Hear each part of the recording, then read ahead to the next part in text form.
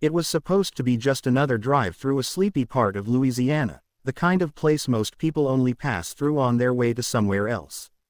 General Naomi Ellsworth had made drives like this 100 times before. No security detail, no flashing lights, just her, a rental car, and a deadline. She had a confidential meeting scheduled at Barksdale Air Force Base, and she didn't have time for distractions. But somewhere between Lake Charles and Shreveport, just outside a tiny town called Mosswood, Naomi noticed the signal bars on her secure phone dropping. She needed to make a call, not tomorrow, not in an hour, right now. She spotted an old, half-forgotten gas station, Kelly's Fuel and Food, and pulled into the cracked, uneven lot. It wasn't pretty, but it was enough. Naomi parked near the edge of the building, away from the front door where a few locals were gathered, leaning on pickup trucks, swapping stories in the sticky heat. She didn't think twice about it. To her, it was just a place to get a quiet minute. She grabbed her secure device, stepped out for better reception, and raised the phone to her ear. General Ellsworth, verifying identity, initiating briefing, she said, her voice low and professional. The Pentagon officer on the other end started the briefing immediately. Sensitive movements, real-time orders, things only a handful of people had clearance to hear. Naomi kept her eyes moving, casually scanning the lot the way she was trained to, but staying focused on the call. A few people near the gas pump started to glance in her direction. She didn't look like the folks who usually stopped around here, and certainly not someone in authority without a badge or uniform. She wore jeans, plain sneakers, a loose olive green jacket, and a ball cap pulled low over her short twists. Ordinary clothes, nothing that screamed four-star general. And that was exactly how she wanted it. But not everyone saw it that way. Inside the station, a woman named Paula Sweeney was watching from behind the counter, mid-50s, tight blonde bun, permanent frown lines from a life spent judging everyone else. Paula didn't see a highly decorated war hero. She didn't even see a woman making a phone call. She saw what she wanted to see, trouble. Paula picked up the old landline and called the Mosswood Police Department, keeping her voice low so the customers wouldn't hear. "Yeah, we got a suspicious woman out here by the pumps," Paula said. "Real shady. Might be on drugs or something. Acting strange. Y'all better come check it out." She hung up before they could ask too many questions. Across town, two officers heard the call over the radio and rolled their eyes. Nothing much ever happened in Mosswood, and they didn't mind stirring the pot a little if it broke up the boredom. They threw on their sunglasses, jumped into their cruiser, and sped toward the station. Meanwhile, Naomi remained by her car, trying to stay laser-focused on the conversation. The Pentagon was relaying crucial information that couldn't afford to be interrupted, but she had no idea that trouble, real trouble, was already on its way. Just as Naomi reached for her next orders, she noticed flashing lights reflecting off the station windows, and everything around her started to shift. The cruisers screeched into the lot, gravel spitting out from under the tires. Naomi lowered her phone for a second, squinting at the flashing reds and blues. Two officers jumped out before the car had even fully stopped. The taller one, Officer Randall Cooper, mid-30s, buzzcut, barrel-chested, unhooked his holster with a quick flick. The other, Officer Shane Delaney, leaner, younger, and too eager, mirrored him. Both of them moved like men looking for a fight. Naomi felt the air tighten around her. She calmly placed the secure phone on the hood of her car and kept her hands visible, palms open. Her voice stayed measured, controlled, just like they taught her at West Point all those years ago. "Good afternoon, officers. How can I help you?" she asked. Cooper barked back, "License and registration, now." Naomi offered a half-step forward, reaching slowly for her wallet tucked into her back pocket. "Absolutely. My ID is right here. I'm active-duty military, General Naomi Ellsworth. I'm on official business." Delaney scoffed. "General, huh, you expecting us to believe that?" Naomi pulled out her military credentials and federal travel orders, extending them toward the officers with steady hands. Cooper snatched them away, barely glancing at the documents before shaking his head. "This is fake," he said, tossing her ID onto the hood like trash. Naomi blinked, stunned. "Sir, I assure you." "Shut up," Delaney snapped. "You think you can play us, lady? You picked the wrong town for that. A small crowd was beginning to form: customers, station workers, drivers who pulled in for gas and decided to stick around for the free show. Some whispered, some laughed. No one stepped in. Naomi's training screamed at her to de-escalate, but every instinct also told her that these men weren't looking for answers. They had already decided who she was, and worse, what she wasn't. She tried again, her voice low and even. "Please contact your supervisor. You're making a serious mistake." But Cooper already had cuffs in his hand. "Turn around. Hands behind your back." Naomi didn't move. She stood her ground, not in defiance, but because something inside her broke loose, something heavy. "I am a general in the United States Army," she said, her voice sharp now. "You are unlawfully detaining me." Cooper laughed, actually laughed, loud enough that the people watching heard it echo against the pumps. "Yeah, and I'm the president. Now turn around." Before Naomi could say another word, Delaney grabbed her arm roughly, and Cooper forced her other wrist behind her back. The cuffs snapped tight enough to pinch the skin. Naomi clenched her jaw, swallowing the flood of humiliation that rose up hot and fast. Somewhere behind her, the secure phone, still connected to the Pentagon, clattered to the ground. The voice on the other end, hearing the chaos, started yelling her name, but the officers didn't notice, or maybe they didn't care. Cooper shoved Naomi against the side of her rental car hard enough to rattle the door. Gasps rippled through the small crowd. "Got her," Delaney said, like they'd just caught a prize. Naomi, breathing hard, stared straight ahead at the greasy window of Kelly's Fuel and Food, her reflection fractured into pieces by the dirt and grime. In that moment, she wasn't a general. She wasn't even a person to them. She was just someone to be thrown around because they could. But inside the Pentagon, alarms were already blaring, and Naomi's disappearance wouldn't stay unnoticed for long. Back at the Pentagon, the secure call had gone from strange to alarming in under 60 seconds. Lieutenant Commander Bryce Hanley, sitting behind a wall of monitors in Washington, D.C., stared at the blinking line labeled, "Gen. Ellsworth, secure." The audio feed was a mess. Background noise, scuffling sounds, voices shouting words he couldn't quite make out, then nothing but static. Bryce leaned closer to the mic. "General Ellsworth, this is Command Operations, do you copy?" "General Ellsworth, respond." No answer. He glanced up at his supervisor, Colonel Dana Sharp, who was already striding across the floor. "Ping her location," Sharp ordered, her voice cutting clean through the hum of the operation center.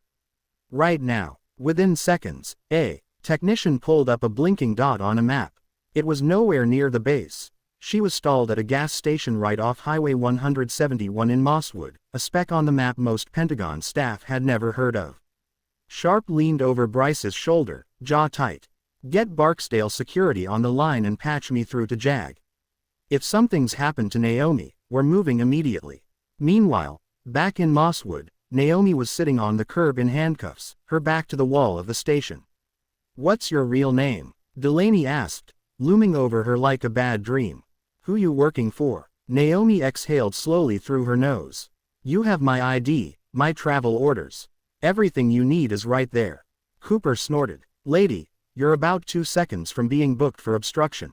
Don't push it." Naomi said nothing. She wasn't going to give them the satisfaction of seeing her beg. Out of the corner of her eye, she caught people pulling out their phones, recording, whispering. Finally, the manager, Paula, stood by the door with her arms crossed, smirking like she was watching a backyard wrestling match. The whole thing was spinning out of control, and nobody seemed interested in stopping it. Suddenly, Delaney's radio crackled to life. "Dispatch to Unit 3, confirm you have detained subject." Cooper grabbed the radio off his belt. "Affirmative. Female, early 40s, refusing to cooperate." Another pause. Then, "Be advised, subject is flagged federal." "Repeat, flagged federal. Pentagon has initiated emergency contact. Release immediately and await further orders." The blood drained from Cooper's face. Delaney dropped his smug grin. "What the hell?" he muttered. Naomi, still sitting there, said nothing. She just stared up at them, waiting. Cooper fumbled with his keys, unlocking the cuffs without meeting her eyes. He muttered something that sounded halfway between "sorry" and "ma'am," but didn't have the backbone to say it properly. Naomi stood up slowly, flexing her wrists where the metal had dug into her skin. The crowd was dead silent now. Even Paula's smirk had slipped. Naomi picked up her phone from the ground. The screen was cracked. Connection lost. Sensitive information possibly compromised. She looked at both officers dead in the eye. "You're going to regret this," she said quietly. "Not tomorrow. Not next week, today."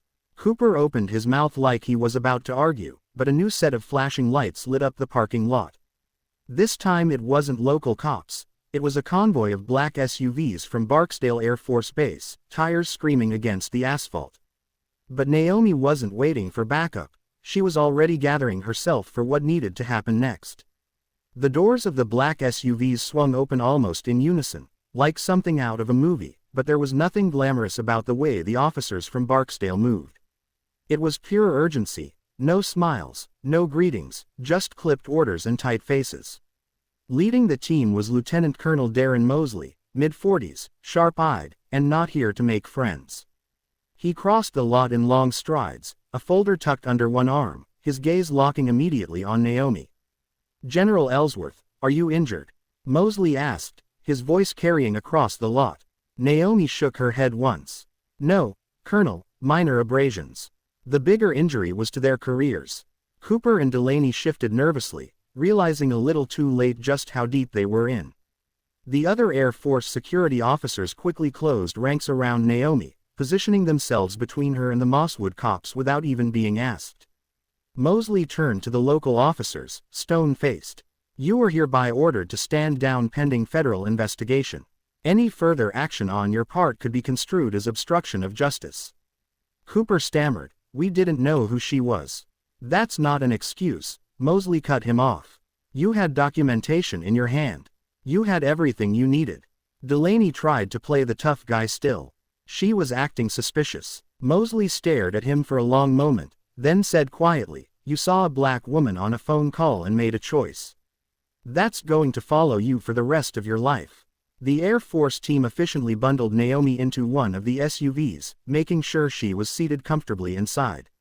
As the convoy pulled away, Naomi glanced back once, just long enough to see Cooper wiping his forehead with a trembling hand, and Paula scurrying inside the station like a roach under a kitchen light. Inside the vehicle, Naomi didn't say much. She stared out the window at the endless stretch of highway, her thoughts racing faster than the SUV. Colonel Mosley broke the silence after a while. "Pentagon's coordinating a full investigation, ma'am. Internal Affairs, Civil Rights Division. It's going public whether Mosswood likes it or not." Naomi didn't nod, didn't smile, didn't flinch. "They should have known better," she said simply. Mosley nodded in agreement. "They're going to find out what it feels like to be seen for who they really are." The convoy sped on past fields of tall grass and leaning telephone poles toward the Air Force Base, where Naomi's authority and her dignity would finally be recognized again. But Naomi knew the real battle was just beginning, and this time the whole country would be watching. News of the incident hit national headlines before Naomi even finished her debrief at Barksdale.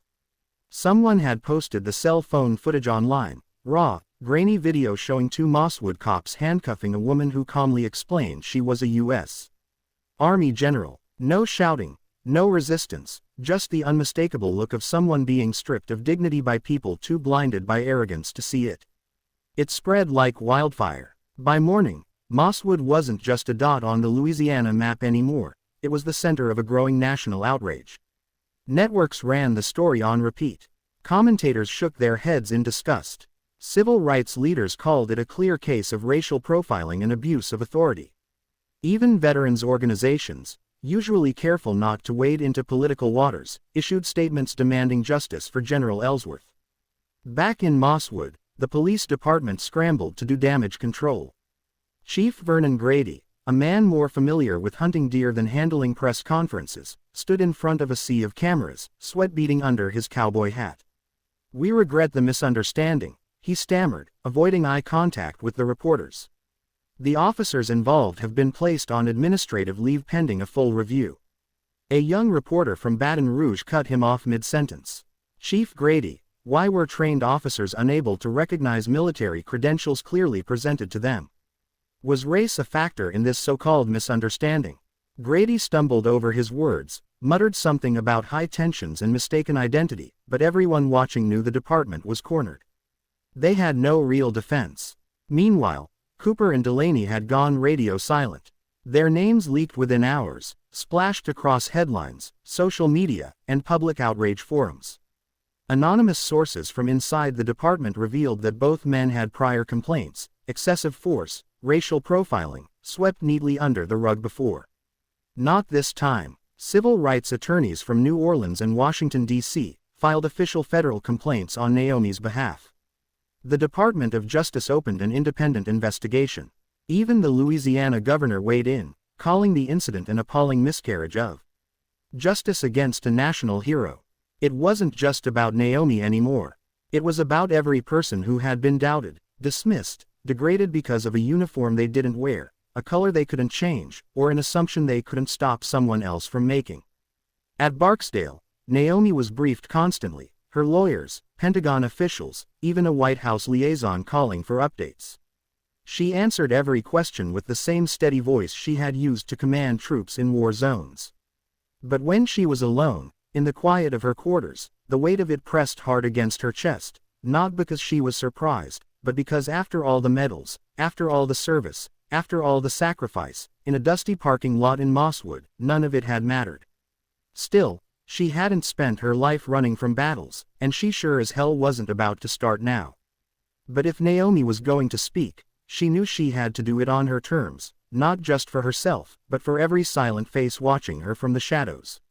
The press conference was scheduled for noon on a Saturday outside the gates of Barksdale Air Force Base. Cameras were already lined up in neat, frantic rows, microphones stacked 2 and 3 deep. Reporters murmured into phones. The air was hot, thick, buzzing with a different kind of energy, the kind that meant something important was about to happen. Naomi Ellsworth stood behind the podium wearing her full-dress uniform for the first time in months. Medals gleamed against the deep blue fabric. Her shoulders were squared, her gaze unflinching. She wasn't here to entertain. She wasn't here to make anyone comfortable. Colonel Mosley stood off to the side, arms crossed, watching protectively. A few senior Pentagon officials flanked him, grim-faced. They had offered Naomi carefully worded talking points, diplomatic phrasing, a safe path through the minefield. She politely declined. When Naomi finally spoke, her voice was clear enough to cut through every rumble of traffic, every click of camera shutters. "My name is General Naomi Ellsworth," she began. "I have spent 29 years serving this country, leading soldiers, advising presidents, defending the ideals written into the Constitution. Yesterday, in Mosswood, Louisiana, none of that mattered." She paused, letting the words hang in the heavy air. "I was judged not by the content of my character, not by the uniform I've earned, but by the color of my skin and the assumptions made about me because of it." Reporters scribbled furiously, but Naomi wasn't speaking for them. She was speaking to the people who had seen the video, who had felt a familiar pang in their gut, a sharp memory of being doubted or demeaned or dismissed. "I'm not here today for an apology," she said. "I'm here because silence is not an option. Accountability matters. Respect matters. Human dignity matters. And none of these are negotiable based on someone's prejudice or someone's ignorance." Behind the cameras, members of the local community had gathered, black families, veterans, students holding handwritten signs. Naomi caught glimpses of their faces, some angry, some hopeful, all of them waiting for something they hadn't seen enough of lately: real leadership. "Injustice is not new," Naomi continued. "But change only happens when enough people refuse to look away." She finished with no dramatic flair, no rehearsed slogan, just the truth. "I was not humiliated yesterday. They were, and history will remember it that way." She stepped away from the microphone without waiting for questions. The applause started small, a few claps from the crowd, but quickly grew into something real, something alive. As she made her way back toward the base, Naomi didn't walk faster or slower. She moved with the same steady pace she always had, one step after another, carrying more than just her own story on her back, because she knew the world wouldn't change overnight. It might not even change in her lifetime. But maybe, just maybe, it would change a little because she refused to stay quiet.